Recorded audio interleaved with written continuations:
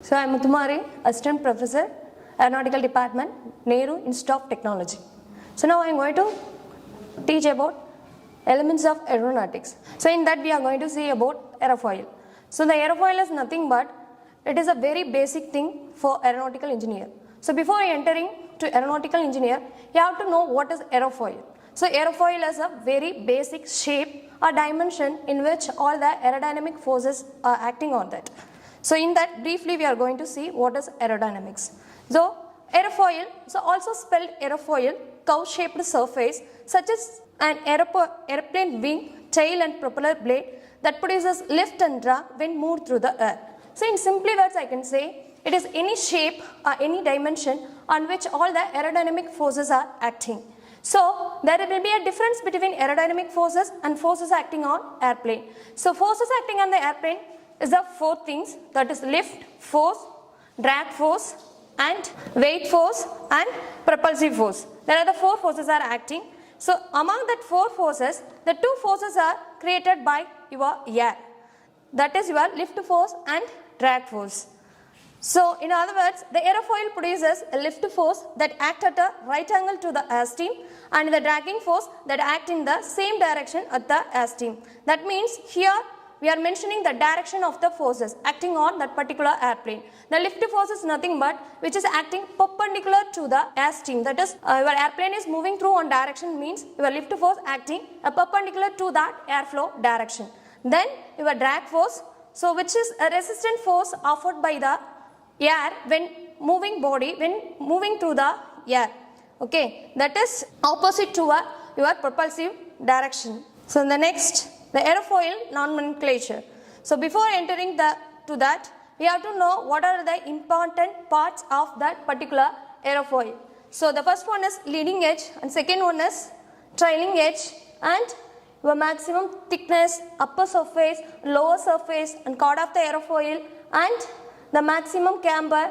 Okay, these are the important terms which are using during the nomenclature of the aerofoil. The leading edge is nothing but, so when the aerofoil is strike to the when air is strike on your aerofoil, the first meeting point, the aerofoil to air, that is known as your leading edge and trailing edge at which your air is leaving from the aerofoil.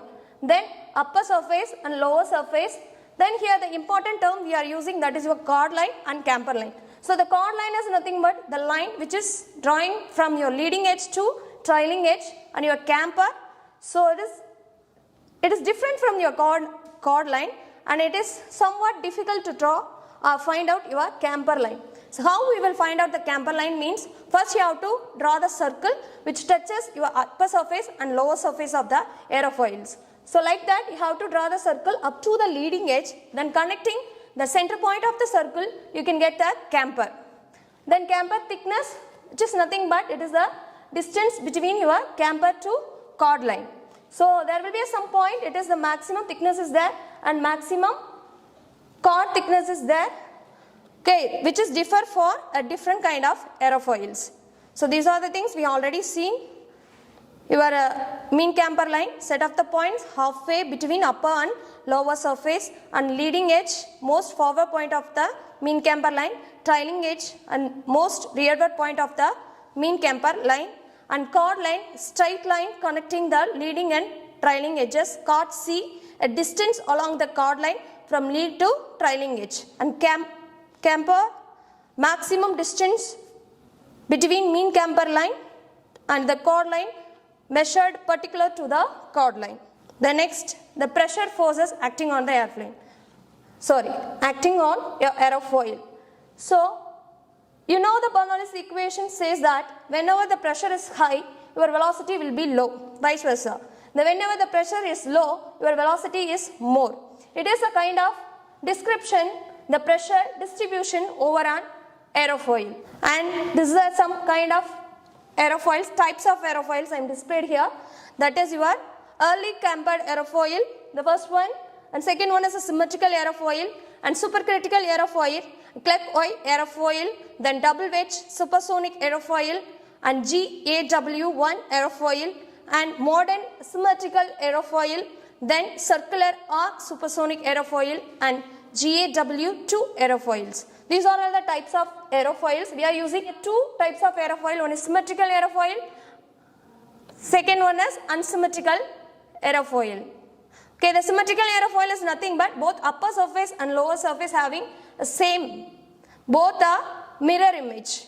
And unsymmetrical aerofoil, it's not a condition, both upper and lower surfaces not having a same area and same shape. Thank you.